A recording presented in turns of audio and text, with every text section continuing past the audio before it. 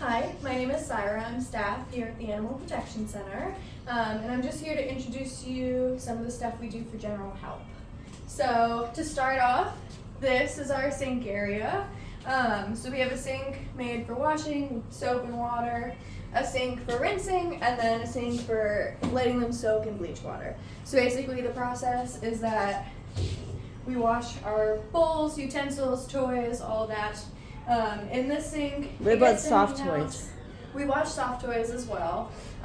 It gets to all hang out in the rinse sink until you finish, and then you can rinse here and throw them in the bleach water here. Bleach water should be prepped and ready by the time you come in the morning, but if not, it's just filled to the brim with water and 2 cups bleach mixed in. Our soft toys and our resin bones for the dogs and stuff like that do not get bleached because we have no way of ensuring that they are properly rinsed afterwards. So those are going to look like this, kind of like the plasticky kind of stuff. And then these like malleable, soft kind of things. After everything has been put in the bleach, it rests in the bleach for 10 minutes, and then it has to be rinsed again so we can ensure all the bleach is off, because a lot of the stuff goes in the dog's mouths. And then it can just be set to dry over here, or you can lay a towel out right here and let it dry. Okay. So now we're at the laundry. It's a little daunting, I'll be honest. So we have 3 big black laundry bins. These two on the inside, they have little red tags because they're for dirty laundry. And then this third one has a big sign, but also a green tag to show that it's for clean laundry. And we have our dryer and our washer.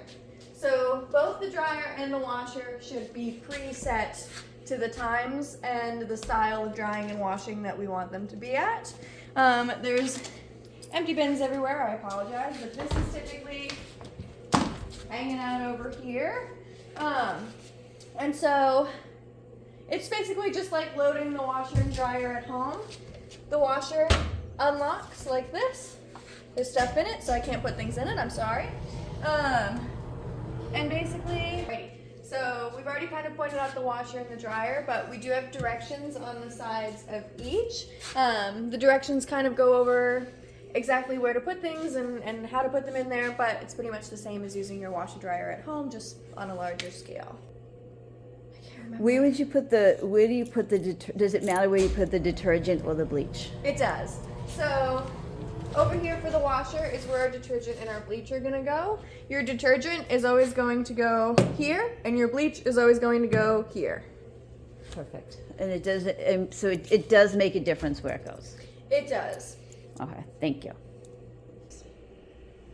Alrighty, so another one of our general help tasks can be mopping the floors. So our mop is always going to be in our garage. It's going to be right near the entrance door. And basically what we're going to do is I'm just going to show you the ratios of how to fill the mop bucket and what we're filling it with. So we can travel through here.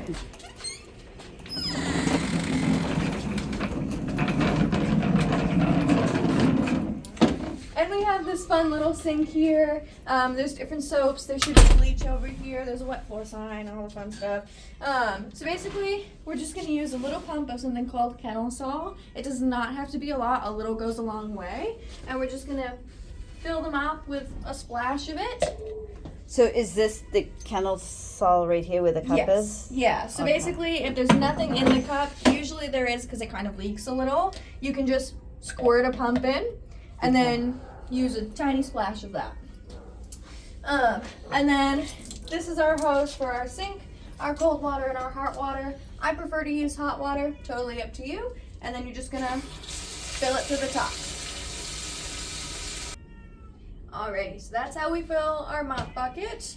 And we can use this mop bucket to mop the lobby or a couple of our other rooms like our cat adoption and our dog adoption, which we will show you. But on the way there... Sorry. And I assume that once you're done mopping the floors, the dirty water goes down the sink? Yes, so once you're done with the mop, you can bring it back here. You can squeegee out your mop and then you can just dump the water in the sink. Give the mop bucket a little rinse because there's going to be dirt and crud and stuff in it. dump it out, and then it can go right back where you found it. Perfect. All right, so on our way to those rooms, we have a couple of things. Typically this shelf is over there in that corner. We're doing some cleaning today. This shelf has the majority of our blankets for cats and all of our towels. There are shelves like this in the adoption rooms and in a couple of our other rooms, which we'll show you when you're here. Are they all labeled like that one looks to be? Maybe. If not, Kind of. we can figure it out. Okay. For the But most again, part, staff is always here, so just ask a staff member. yes, and a lot of the other shelves, like this is really the only shelf we have towels and stuff on. So the majority of them, if they are labeled, it'll be for different size blankets and stuff. Perfect. On that note, we also have a checklist in these hallways. So we have it on both sides. There's one here and there's one over here. And it just has some extra stuff. That way, if you have a question and staff is in the middle of something important, you can always take a peek at this and see what else might need to be done. Alrighty, so this is our cat adoption room.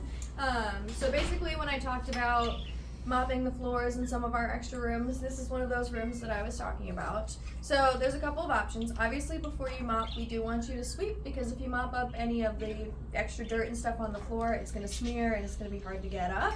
We have different types of brooms. We have these little rubber ones with weird little rubber prongs, and then we have a regular old broom. Any of them work, you can choose whichever, and when you're here, we'll show you where they are. And then after that, you can give a quick mop to the floors as long as the cat volunteers in here are done. We also have a dog adoption room. It's called a dog receiving room. It's our dog room in the back, and a small animal room. You're more than welcome to help us with those as well. We won't go into our dog rooms because they're gonna bark and you won't be able to hear me, but you can always ask if any of that help is needed, as long as the volunteers in there are done with cleaning and everything. So this is our main lobby. When we're asking for help with mopping and sweeping, this is primarily where we're asking for help. This is the first thing that people see when they come in, so we want to be sure that we're as presentable as possible. Another thing to consider is out there in those black bins are donations. People drop by with donations 7 days a week. We never close for them. So if you have a spare moment at the end of your shift, please consider bringing these in. There's lists in the garage of where things should be sorted and organized. And if you have any questions, you can obviously stop and ask us about where things should go.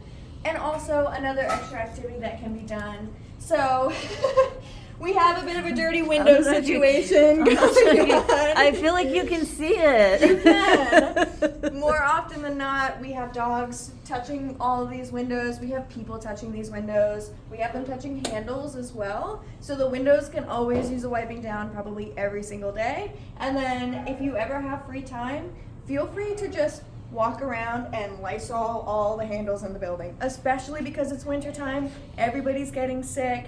It's just a health and hygiene thing, and it really brings peace of mind not only to us but to the public, that they can see that everything is clean.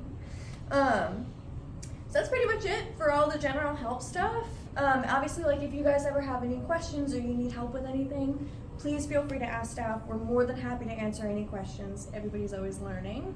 But other than that, we all look forward to seeing you.